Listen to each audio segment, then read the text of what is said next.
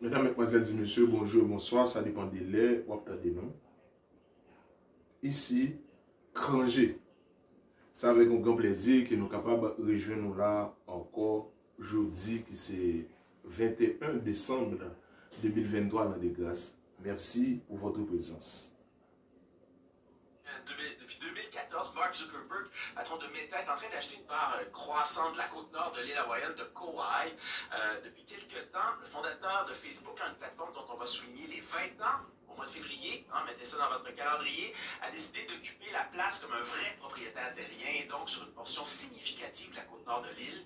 Il fait ériger rien de moins qu'un complexe immobilier absolument pharaonique, composé notamment de 2 villas comptant une trentaine de chambres. Alors, de la place, ça sera déjà Noël. Et tout ce qui vient avec, le spa, le tennis, c'est un classique. Ça change, c'est oui, c'est ça. Et son complexe porte littéralement un nom de circuit de Mario Kart. Son nom, Kulo Ranch.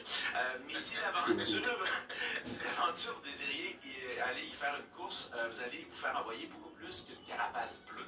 Alors, blague de Mario Kart.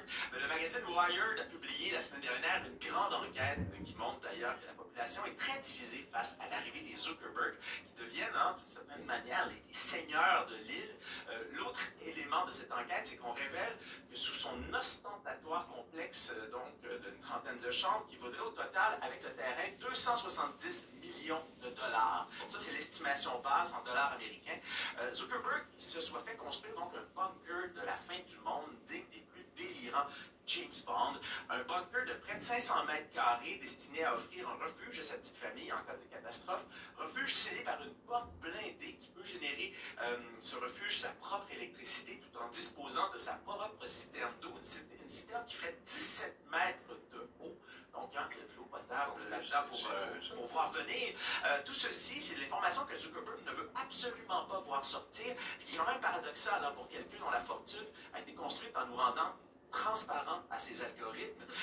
En effet, on apprend que les centaines de travailleurs qui construisent donc le palais tropical de Zouk ont dû signer les fameux NDA, des accords de non-divulgation, tellement stricts que les contracteurs qui y travaillent ont précisé, sous couvert d'anonymat, bien évidemment, que les seuls contrats où le client est aussi paranoïaque, c'est dans le militaire. Mais à Kauai, NDA ou pas, ça jase. D'ailleurs, les habitants appellent leur réseau de patinage le Coconut Wireless. Et tout ceci, et Wired a eu accès donc à des photos et moult témoignages, et disons que cette privatisation partielle de l'île ne passe pas comme un gif de chat sur Instagram. Sociologiquement parlant aussi, cette mode chez les milliardaires de se construire des forteresses au bout du reste du monde inspiré un essai passionnant, je vous le recommande, c'est un chercheur spécialiste de la techno, Douglas Rushkoff, prof au Queen's College. L'essai s'appelle Survival of the Richest, Escape Fantasies of the Tech Billionaires. Dans cet essai, il s'intéresse à la question de savoir qu'est-ce qui pousse ces gens débordants d'argent à vouloir couper les ponts avec le reste de la société.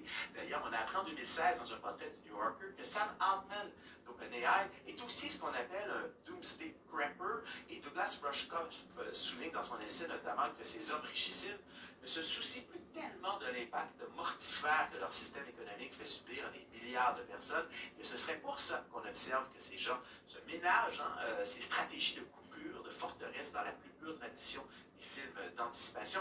Il est d'ailleurs interviewé, Douglas Rushkoff, dans Wired. Il explique que, et là je le cite, maintenant que Zouk a détruit le gouvernement et la société, la richesse qu'il a tirée de cela lui permet de se construire une forteresse hawaïenne. Et donc, c'est un article qui vient de paraître dans le magazine.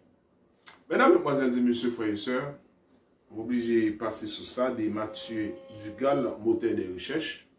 Il faut chercher plusieurs côtés. Et qui est extrêmement important. Écoute.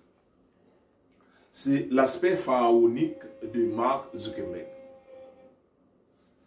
Mesdames, Mesdemoiselles et Messieurs, frères et sœurs, 3 choses font trembler la terre. Et il en est 4 qu'elle ne peut supporter. 3 choses, 3. Il y a 4 qu'il ne peut pas supporter.